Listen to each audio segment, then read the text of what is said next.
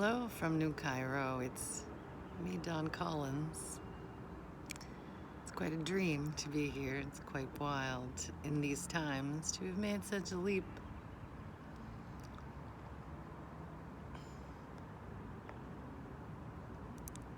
I sit on the roof after a little practice session, settling into a home for however long here, and with much gratitude for great friends and collaborators, and much excitement for all the things there are to learn. The vibrancy is just so inspiring, just people being themselves, existing, and how people find ways to connect and take care of each other, and how ancient this is, how this is just infinitely timeless.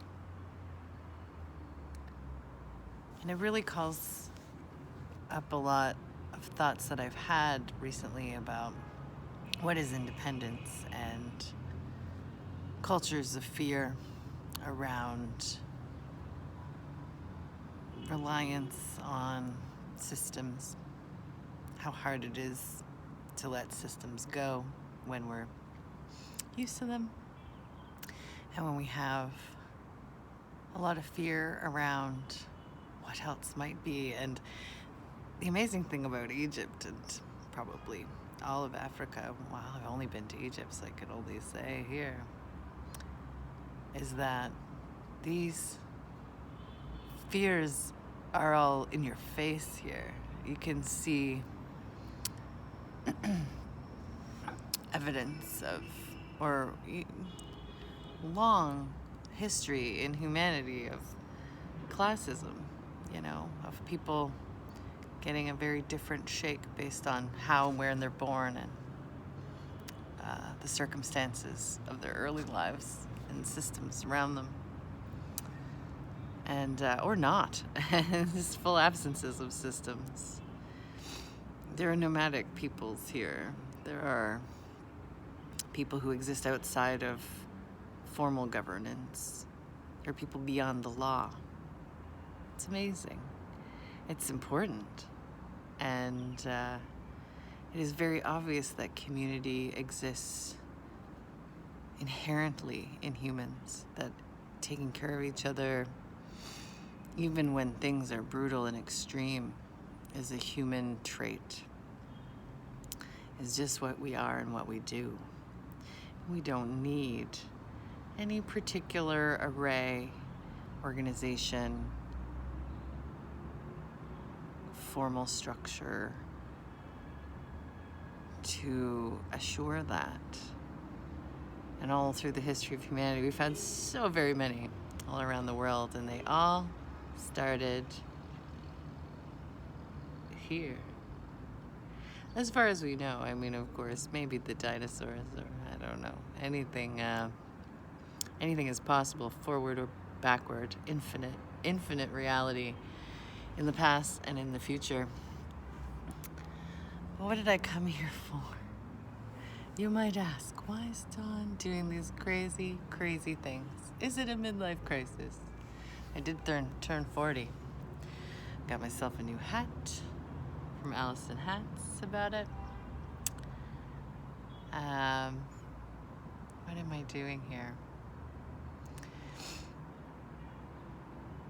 You needed to be more free, I guess, is one thing. I needed to see. I needed to know. I was called in a way by my friend. I was like, you need to see, you need to know. But I knew too that this was true. Sometimes we need an activation, a catalyst. Sometimes those are people in our lives. Sometimes we've seen too much of the same spaces and we need to move. And that's why movement is so important. Of course, capital, that is just an extension of humans, can move wherever it wants, but we limit the movement of humans so much. I'm preparing right now to go to Luxor, and I'm so excited about the music and the dancing Sure, there's amazing ancient history there too that's going to, I know, touch my soul deeply. But I think there's an infinite aspect of it all that is something I've been really conscious of, and I think I spoke to it in a very strange way. I don't know that I explained my art well, but I'm not really that into explaining my art to you. Sometimes, maybe, when I'm in the mood. But I certainly wrote an album called Vita in Aeternum, exactly about infinite life, long game. And I am about the long game. And here in Egypt, I'm stepping into an independence that I've been desiring a long time. An independence that goes beyond living alone, having a job, paying your bills. Independence that is about my relationship to reality and my relationship to the source of my being. And I do a lot of practices about this, and I do a lot of conscious development of myself in relation to this abiding center that is me, and that is connected to all living beings. But to sit in one place and to think about these things, that's one thing, but then to go out in the world, and be with it, it just had to happen. It can only grow so much, and then eventually you outgrow the space. You outgrow repetition. You outgrow, and you find a new way. You find a new way to be home anywhere. My practice has been my home a long time. I haven't identified home as a particular relationship to material things or people or even certain animals. Although I did just have a beautiful crow visitor. It's not exactly a crow, but same family. And I appreciate them a lot. The birds come when I sing, every time. Every time the birds come, and it's very affirming, and I appreciate our relationship.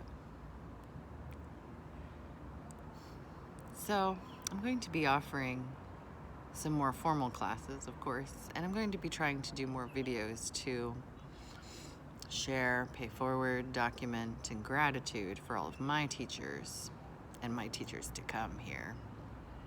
And many, many teachers here every day. So much for me to learn. It is very humbling to travel the world, but it is very important to be humbled. And especially as a person of so much privilege, I recognize for myself, the layers and layers of privilege of my birth, and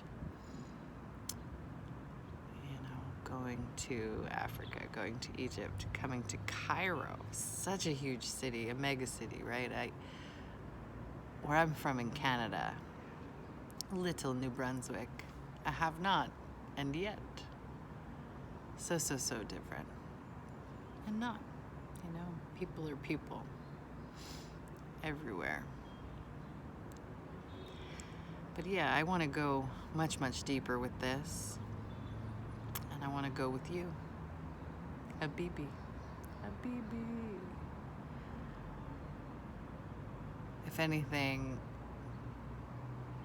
I feel just more connected. And there's some definite exercises of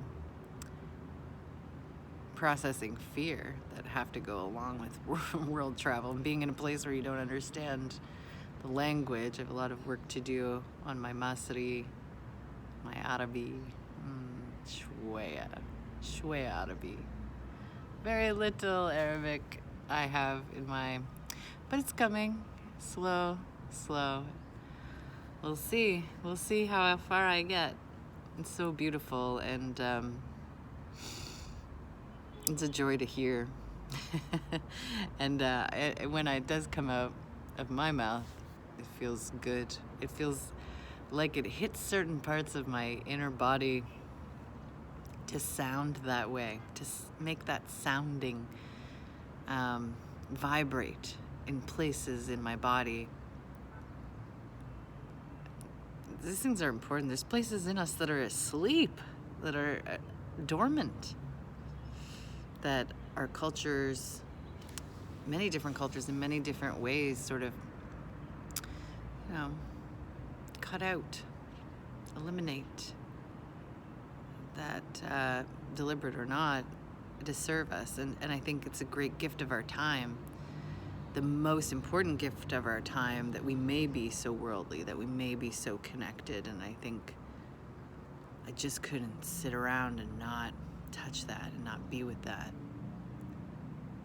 And as much as I'm a homebody and I love to hermit, and my magic was feeling so good in its right place, just, I love when things have a right place, and I love stability, and I love being comfortable and things being easy.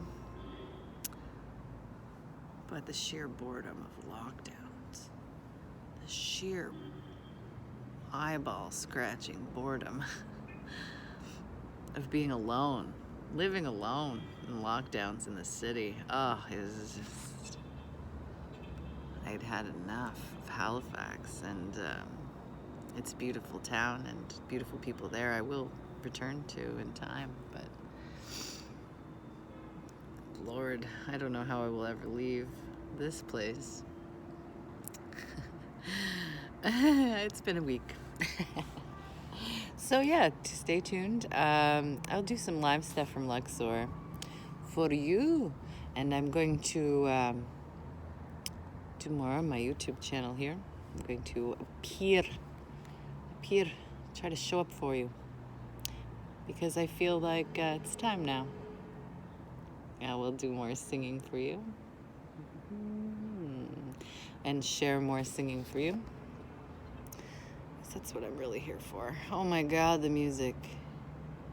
It's very obvious that culture, society just exists because of music. Like, there's nothing more important in cohesion, collaboration, cooperation than music. It's everything. It's everything here. It's in everything. Even at, like, the way that someone's driving around telling you to bring out your large items for pickup, they'll drive around and yell and shout, hey, I'm here to get items. Anybody have any items, And it's just musical. It's waking up to the call to prayer at 4:30 a.m. You're not even mad because it's beautiful. It's lighting up your life in the dark. You can't help but pray because you can see. You can feel it. You can feel a sacred, special moment.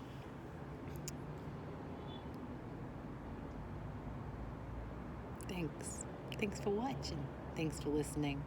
Love you all. Wherever you are, take a minute to do something that you've never ever done before for me, would you?